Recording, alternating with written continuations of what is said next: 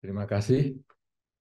Ini satu tema yang sangat menarik, sebagaimana yang tadi Pak Adi juga sampaikan. Dan memang kita sudah lama juga tidak ketemu dengan Pak Adi, dan beliau sudah menyampaikan banyak hal yang kadang-kadang, wah ini saya pikir sudah selesai ini tugas saya, karena tadi juga beliau tentang kemoralan juga sudah disampaikan, pengembangan kesadaran juga sudah disampaikan pada saat membahas tentang kesadaran ataupun tentang kecerdasan buatan. Memang kalau saya membaca beberapa berita bahwa kecerdasan buatan ini juga sudah merambah ke agama juga. Jadi seperti yang tadi Pak Adi sampaikan bahwa di Jepang itu memang sudah ada tokoh agama, ya dalam hal ini sebagai biksu, yang sebetulnya dia adalah robot. Karena kalau kita lihat beberapa hal yang kalau tadi dikatakan ada orang yang takut kehilangan pekerjaan, itu kan karena adanya rutinitas ya. Jadi misalnya mungkin memasang pasang baterai misalnya, atau memasang satu benda tertentu misalnya, itu gampang sekali diganti robot. Kemudian kalau dulu misalnya untuk pemasangan atau perakitan mobil, kendaraan, sepeda motor dan sebagainya, itu sudah lama sekali robot. Karena itu yang rutinitas.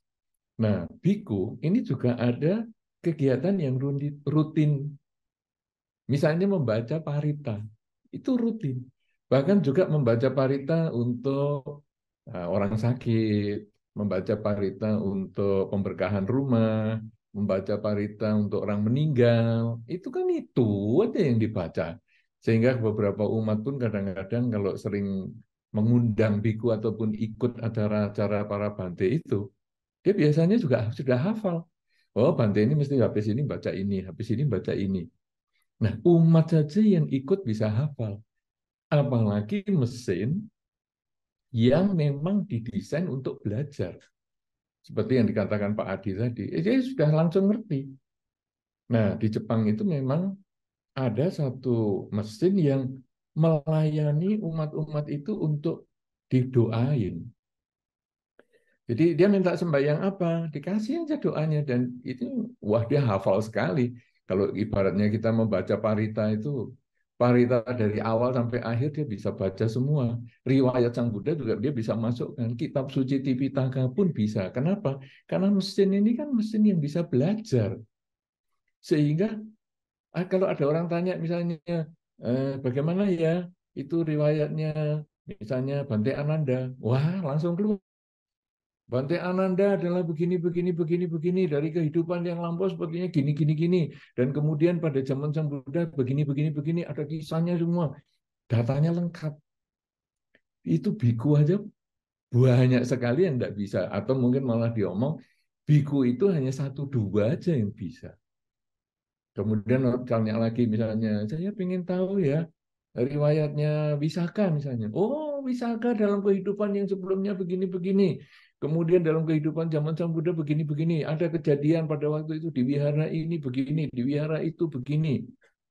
Wah, kalau biku yang sungguhan, mungkin hanya satu dua orang yang tahu. Tapi mesin bisa tahu.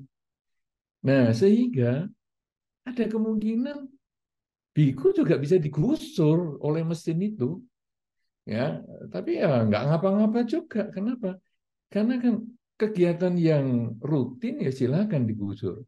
Tetapi ada biku yang kegiatannya tidak bisa digusur, yaitu melaksanakan kemoralan atau mungkin melaksanakan yang disebut winaya kebikuan. Jadi mesin itu hanya ya atau tidak. Tapi winaya kebikuan itu harus dijalani sungguhan sebagai perbaikan perilaku. Ini yang tidak bisa, karena itu ya biar aja ada robot yang menggantikan biku ya untuk urusan mungkin pelayanan tamu dan sebagainya, itu bisa. Tapi melaksanakan meditasi, pengembangan kesadaran, itu dia tidak bisa. Apalagi kalau misalnya ada umat yang mungkin ingin konsultasi dan membawa perasaan. Kadang-kadang beberapa umat itu kan kalau konsultasi pakai menangis. Nah, jadi Biasanya kita di ruang tempat konsultasi, kalau saya ya ada kantornya begitu, biasanya saya sediakan tisu. Nah, jadi akhirnya kan kalau umatnya sudah cerita dengan penuh emosi, baik pria maupun wanita ya sama saja, itu kemudian kan keluar air mata.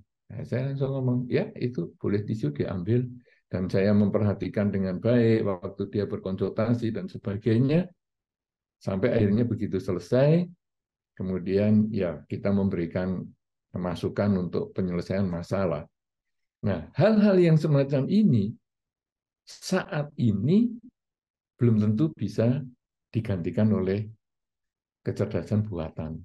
Walaupun kecerdasan buatan sekarang diajar juga untuk bikin perasaan, punya perasaan. Beberapa robot sekarang sudah bisa juga keringatan. Beberapa robot sekarang sudah mulai bisa keluar air mata, bisa ada ekspresi mukanya sekian ratus ekspresi muka, bisa.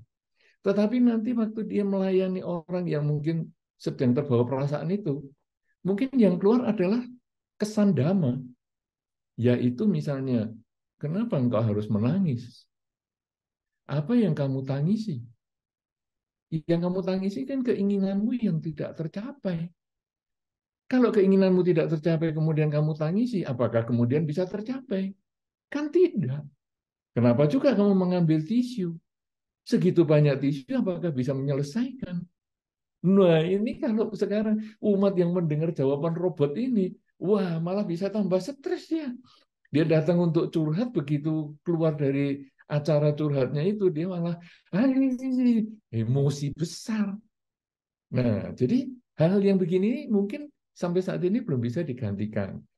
Nah, sekarang seperti yang tadi Pak Adi sampaikan, kecerdasan buatan apapun juga bentuknya, itu sebetulnya dia adalah netral.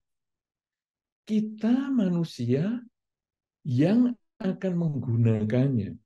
Apakah kita menggunakan dengan baik, ataukah kita menyalahgunakan?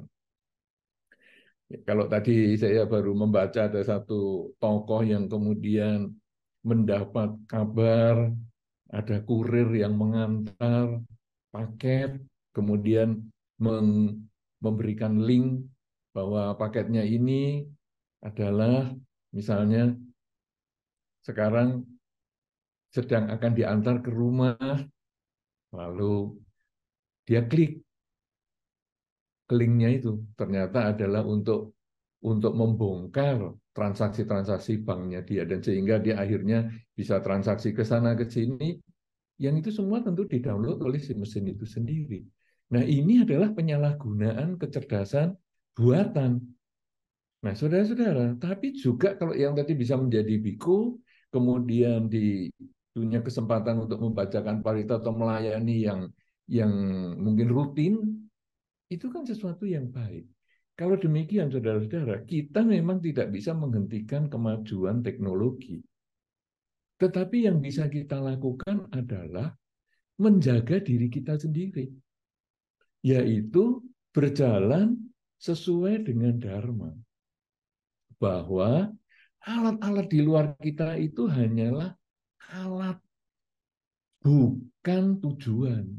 Tujuan kita di dalam batin kita atau di dalam diri kita sesuai dengan dhamma adalah bagaimana kita bisa meraih kebahagiaan kita, tapi sekaligus bisa membahagiakan lingkungan kita, dan kalau bisa juga kita berusaha membahagiakan semua makhluk. Dengan upaya kita membahagiakan lingkungan maupun semua makhluk, maka tentu kita tidak akan menyalahgunakan kemampuan kecerdasan buatan ini. Karena kita pasti akan berpikir bagaimana ya supaya kecerdasan buatan ini akan bermanfaat untuk banyak orang, untuk semua makhluk. Nah, sehingga misalnya kecerdasan buatannya sekarang digunakan untuk apa? Untuk menerjemahkan suara anjing ataupun suara kucing misalnya. Sehingga kalau anjing menggonggong, itu sudah ada kecerdasan buatan yang mengetahui bahwa anjing ini lapar. Kemudian anjing ini juga menggonggong yang sama bagi kita, tapi bisa diterjemahkan sebagai anjing ini pengen keluar dari rumah, mau jalan-jalan keluar. Jadi sekarang yang punya anjing ini menjadi lebih nyaman. Kenapa? Karena dia merasakan bisa berkomunikasi dengan si anjing yang dia sayangi. Demikian pula dengan kucing, juga sama. Bahkan juga sudah ada yang untuk bayi. Nah, ini sangat membantu manusia. Bayi nangis, itu sudah ada ceritanya. Oh, bayi nangis yang ini sakit perut. Ya, coba perutnya digosok, tenang langsung. Bayi nangis lagi. Oh, ini punggungnya basah. Coba diganti atau dipindahkan ke tempat yang lebih kering. Langsung juga bisa. Jadi dengan cara seperti ini, akhirnya orang yang menemukan atau yang menggunakan kecerdasan buatan ini diarahkan untuk kebahagiaan lingkungan maupun semua makhluk. Kalau sudah seperti ini, maka kita siap menghadapi perubahan, kita siap menghadapi datangnya kecerdasan buatan karena kita tahu kecerdasan buatan ini adalah alat untuk membahagiakan kita, membahagiakan lingkungan, dan membahagiakan semua makhluk. Inilah prinsip yang kita harus miliki sehingga nanti pada saat kita punya kesempatan untuk menggunakan ataupun mengembangkan kecerdasan buatan, kita gunakan untuk kebahagiaan keluarga, lingkungan, dan juga semua makhluk. Nah, ini yang sementara dulu yang bisa saya sampaikan sebagai pandangan Dharma untuk kebahagiaan semua makhluk. Alat itu nanti mungkin dalam pertanyaan akan kita bisa bahas yang lebih dalam. Terima kasih. Saya kembalikan kepada Saudari Ratna yang demikian luar biasa mengawal acara ini dengan sangat meriah. Terima kasih. Silakan.